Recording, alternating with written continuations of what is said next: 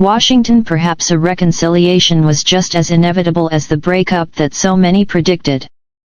Elon Musk, the billionaire tech entrepreneur and former top White House DOJ advisor, has gradually taken steps to restore his tattered relationship with President Donald Trump and surrender, just days after their alliance blew up in a spectacular war of words marked by personal insults and threats.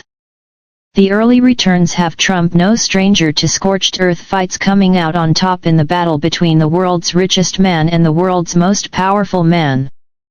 Both own major social media platforms, but it doesn't hurt that the president is the one with the sway of the White House. The first signs of retreat came when Musk expressed support on X, the social media company he owns, for Trump's deployment of National Guard troops in Los Angeles to squelch protests that erupted over the administration's ICE raids. The night before Musk's early morning apology, Musk reached out and talked to Trump by phone.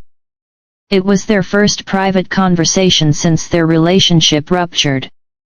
Vice President J.D. Vance and Susie Wiles, Trump's chief of staff, had urged Musk to put an end to the feud with Trump during an earlier phone call last Friday, The Wall Street Journal and Axios reported. Soon afterward, it seems Musk made a calculation and repositioned himself, determining it was better to be on Trump's side than to turn into his latest enemy.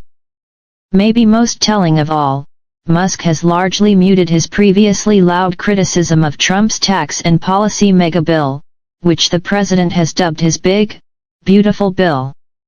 Musk's relentless attacks on the legislation, which the Tesla and SpaceX CEO called a disgusting abomination, became the main catalyst behind the great fight between Trump and Musk that unfolded last week. Trump had threatened to end billions of federal government contracts with Musk's SpaceX. And a prolonged fight with Trump also risked alienating Musk from the president's loyal mega base, something that could put his business empire in further peril after Tesla sales plummeted amid a liberal backlash against Musk's deep cuts to the federal workforce and programs. Musk may have averted joining the ranks of Trump's protracted warfare against political allies who turned against him. Trump has found the upper hand in about every instance, leaving scorched remains of his opponents on the battlefield. If what happened to me is any indication of how they handle these matters, then Elon is going to get decimated.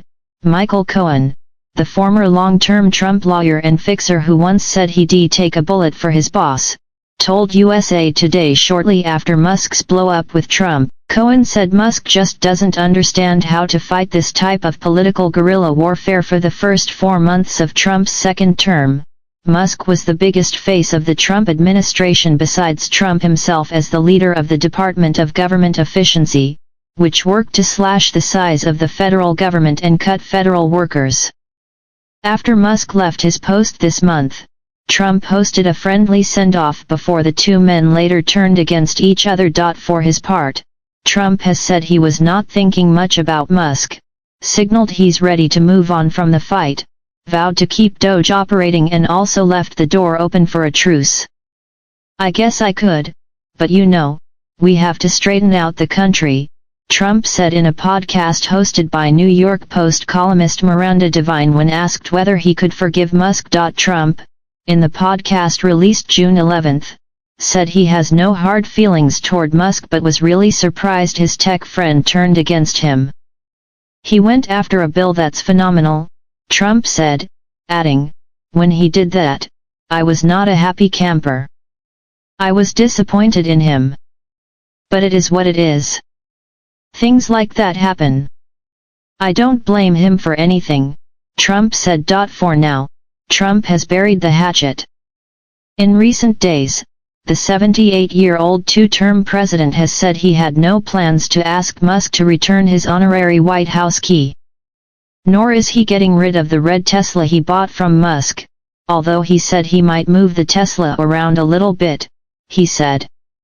Trump also said he wouldn't ditch Musk's Starlink internet service that was installed at the White House. Yet to restore the Trump-Musk alliance in full, much would have to be forgiven, and that's to say nothing of Musk's allegation invoking Epstein. Musk's barrage of criticism over the deficit implications of Trump's massive tax and policy bill, which looks to cement the president's domestic agenda, put the legislation in jeopardy.